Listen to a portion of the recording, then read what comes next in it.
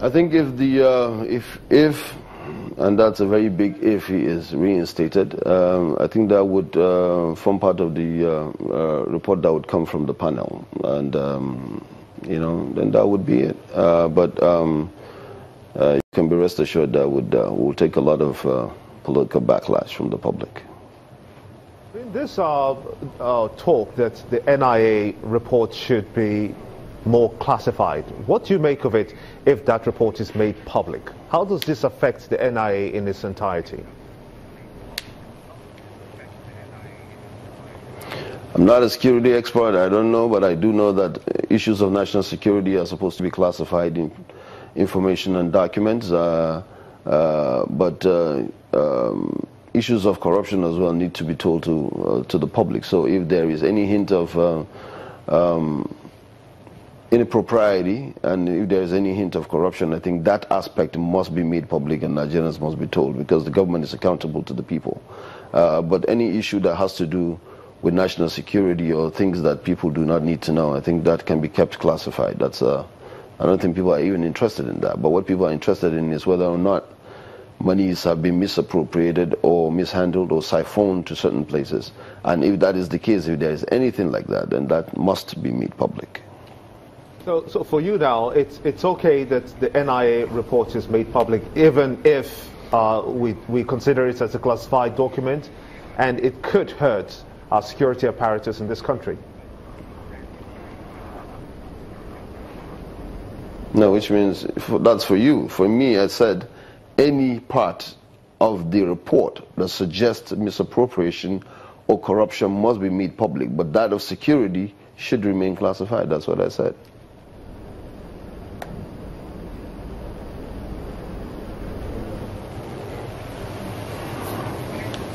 Okay, now, so if, I think it's a very big if, one has to be very careful with the choice of words now. That's right. If he's found guilty, or if, he's found to have done things that, he shouldn't have done, abuse of office and what have you, should he be prosecuted? Absolutely. That's without a doubt. That's a no-brainer. Of course. Okay. Not that he should be, he would be. He would be prosecuted? Oh, if he's found guilty, absolutely. You're confident of that? I'm absolutely certain of it. And you're sure that it's going to be seen to a logical conclusion? I don't know about that, because the logical conclusion would depend on another arm of government, but he would be prosecuted from the part of government if he is found guilty. That is without a doubt.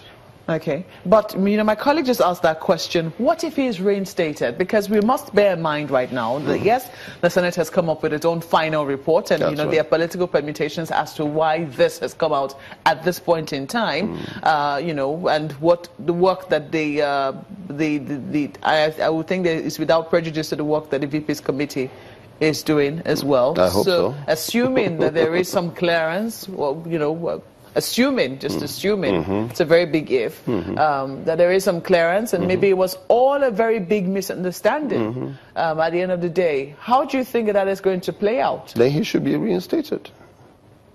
You talked about a public backlash. Yeah, of course we're going to have a backlash.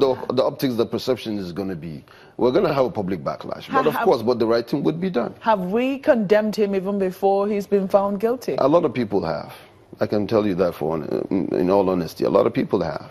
Will that include you? No, certainly not. Absolutely not. That's why I kept saying if. And you kept repeating if. I said if. Because I know how this could be. It could be a total misunderstanding. It could be a lot of things. So we're waiting for the report of the Senate has come out. The investigative panel report will come out. And if he's reinstated, which means all this was a misunderstanding, it was a mistake, then the man should be reinstated. If that is the case. You're saying if because you're a politician. What? I don't know this for a fact. Because people will you don't know either. Because people will wonder, why should we have cause to doubt a report that has come out from the Senate? We should be able to take that to the bank and say this really must have been what transpired. Then why didn't we use the report of why didn't the Senate just forward their report to any of the security agencies, just like they wrote to the DSS for a report on Magu and said, okay, prosecute him? Why didn't we take it to court? Because it has to go through different layers. The Senate will do its job, the executive arm will do its own job, and the security agencies will do its job, and the court system will do its job. No, there's a combination. There's a cocktail of a lot of arms of government and agencies of government that will have to do its job. So let's not conclude. And like I said, I'm being very honest.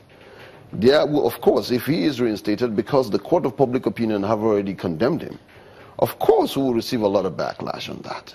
But then at the end of the day, the right thing would have been done if it is true that he didn't do anything. Well, Ismael Ahmed, we have to thank you very much for coming on Sunrise Daily. He is a member of the Board of Trustees of the All Progressives Congress. Sunrise Daily will continue in just a moment. Just stay with us.